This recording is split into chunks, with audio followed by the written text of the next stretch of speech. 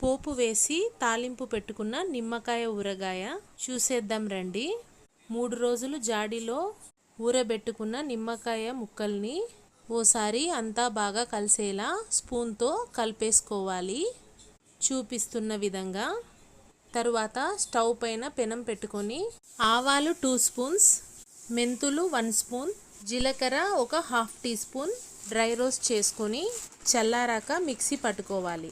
ప్యాన్లో 1/2 litre oil వేసుకోవాలి. Heat అయ్యాక కచ్చా పచ్చగా దంచుకున్న వెల్లుల్లి, ఆవాలు, ఎండుమిర్చి వేసి బాగా వేయించుకోవాలి.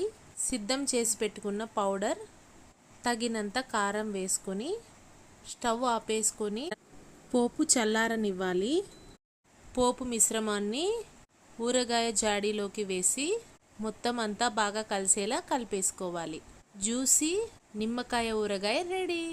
అలా వేడివేడి అన్నంలో నెయ్యి వేసుకొని నిమ్మకాయ ఊరగాయ వేసుకొని కలుపుకొని తింటే చాలా యమ్మీగా ఉంటుంది. Feel like heaven.